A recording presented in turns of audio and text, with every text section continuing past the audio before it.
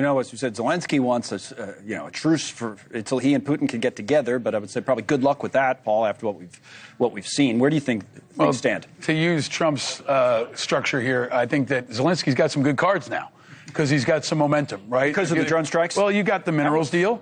Right? And then you got Trump changing his language. He actually called Putin crazy on social media, which is significant. And then this spectacular drone strike, which you have to, as a military guy myself, you have to respect the innovation and the effectiveness and the aggression. Did that surprise of Ukraine. Yeah, I think it surprised most people in the world who weren't involved in the operation, but also to see them on the offense, to see them hitting Putin where it hurts and continuing to get momentum, even when the U.S. is unpredictable, I think is really, really important. I think maybe most importantly, Ukraine continues to inspire the world. They're fighting the bad guy, they're fighting the good fight, and they're doing it creatively. And there's a lot of debate about whether or not to add Ukraine to NATO. I want an ally like Ukraine who can do this kind of innovative strike that shocks the world and puts the enemy on the defense. How does that, what we're watching there, and also the bridge, that was some video too, of the bridge going in from Crimea that was damaged. How did what we've seen, how does it change the dynamic, do you think? What's the impact? Well, it brings up the card theory.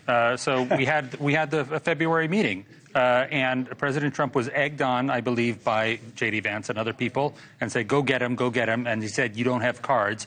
Clearly, this operation had been in the works for 18 months. The Kerch Bridge operation, that was months as well of underwater diving, laying down the TNT. Yeah. This is something that Ukraine has had. Do you want to be playing cards with Zelenskyy? If he has these kind of cards and not revealing them, we know that Ukraine has more operations in the works. What's going to be the next step? I think it's more pressure on Russia. But how does the West respond? We had a coalition of the willing.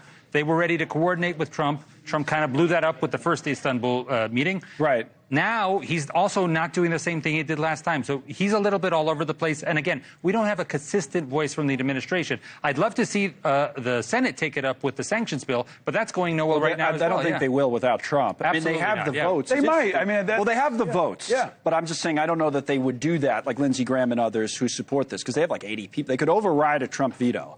But the hints we've been getting from those types of people is that they wouldn't necessarily do that. You think they might? But the fact that anybody in the Republican Party is willing to break ranks with Trump is significant. Lindsey Graham went to Ukraine with Senator Blumenthal, a Democrat, to show a united force. They've got a sanctions bill, which is long overdue, and I think really, really important. And there's some momentum behind it. Even if it fails, it's a big step ahead of where we were a couple of months ago, where Trump was screaming at Zelenskyy in the Oval Office. I mean, this is momentum, and I think you see the momentum shifting toward Ukraine from Trump all the way down to Republicans in the House. But the risk here in the short term is that even though, you'd want things to calm down a bit and have some talks, but Putin's probably going to, if anything, and he's already doing this, but even more so, ramp things up. Well, we didn't even hear that. Odessa and other things. We didn't hear that from President Trump. The last Truth Social, when President Trump said he wasn't satisfied, he didn't like the fact that Putin was attacking, there's no Vladimir, stop. This was a Truth Social post about having a conversation with Putin and that he expects Putin to retaliate. What does that mean? That means civilian locations will be targeted.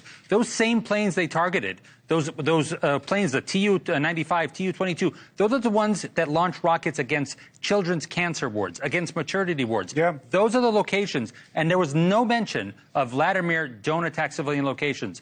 That's the big question. And the other question from a practical standpoint for Putin, Paul, is how much damage did the Ukrainians do? I mean, Russia's trying to downplay it, which is typical.